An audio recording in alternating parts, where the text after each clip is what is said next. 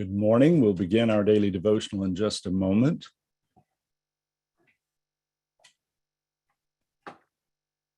Good morning and welcome to our daily devotional from Pilgrim Congregational Church. I'm Patrick Horn on this Wednesday, September the 8th, 2021. Very glad to have you along and joining in our reading and studying of the book of James this month. And this week we've been looking at James chapter 3, verses 1 through 12. And this morning, I would like for us to focus on verses 3 through 6 of James chapter 3. So this is James 3, verses 3 through 6. And I will offer a few reflections and then close us in a word of prayer.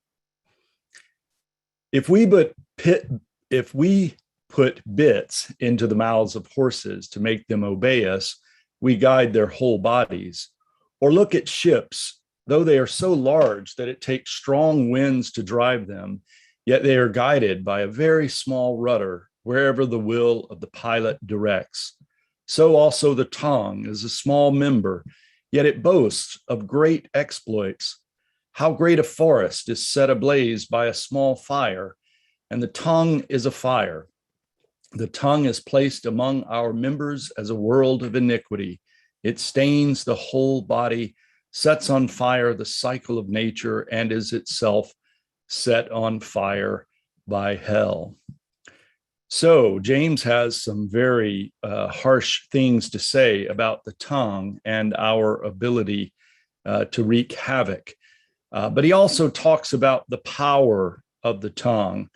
And remember that one of the themes in the book of James is to the early church is to not be deceived. And in chapter 1, verse 16, he says, do not be deceived. And in verse 27 of chapter 1, he says, keep oneself unstained by the world. And what he means there is don't fall into the trap of measuring your life and measuring other people by the standard of the world. And of course, the chief way in which we are deceived is by those who use language to do so. And I think that James is addressing both the deceiver and the deceived when he talks about the power of language, a power so great that it can move nations. And I think this is especially important for us in our day and age, in the age of the internet and advertising.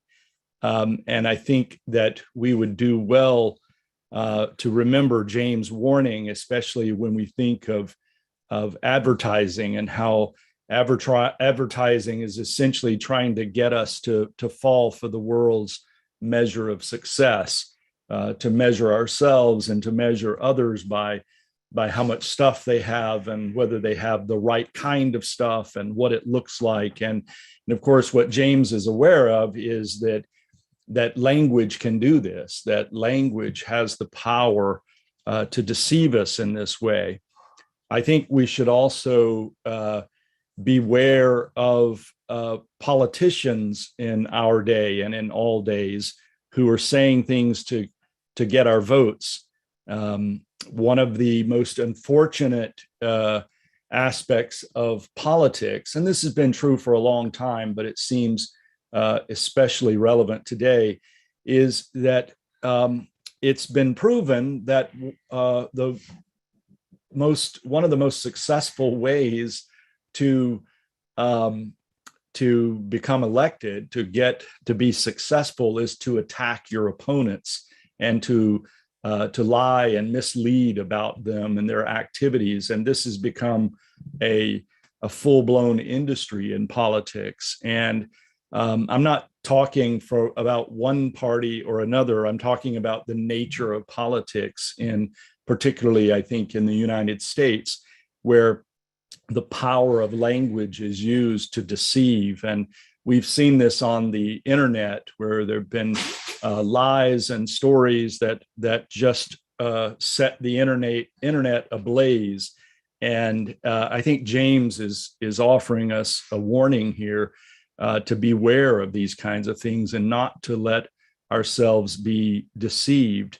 There's also, I think, finally to beware of the measure of the world that says that this is all there is to life, that there is sometimes a message that from in several different quarters that the only thing that matters in life is that you get yours for you and your family, and that's all that really matters in this life. And this, of course, would be in complete contradiction to the Christian message and to the standard of success, which we are called to live by. And so, powerful words from James, powerful words about language and the need for us to beware of deception. Let's close with this word of prayer. O God, we thank thee that thy love is so constant and tender that it passes our understanding. A mother's love may fail towards her only child. Our faithlessness sometimes robs us of the love of our friends. Self-knowledge presents us ever loving ourselves, yet thy love for us is not conditioned by our worthlessness, but through all rebellion, waywardness, and despair, thy love continues unfailing and unending. Help us then to fly to thee. We thank thee more that thy love is just when it is merciful. Often we've pleaded earnestly that something might step in between us and our poor, sinful decisions, that when we've stooped to meanness or sought the refuge of lies or done some unrighteous deed, that all might be forgotten and life would flow on as ever before. We are glad to know that thy justice is wiser than our mercy. Help us to trust only in that forgiveness which needs not to forget. We thank thee most that thy love is like the light, relentless, unescapable, victorious. Thou will not leave us in the darkness, however much we love it. Thou will not let us shield ourselves with ignorance, deception, or pride, but will shine in upon us whatever be revealed. Burn thy way to our souls at whatever pain. Therefore is all our trust in thy mercy and our final refuge in thy love. Amen. Thank you so much for joining me this morning from Pilgrim Congregational Church. I'm Patrick Horn, and I hope you have a great day. Even if you're in France there, Megan, hello, have a great day. Bye-bye.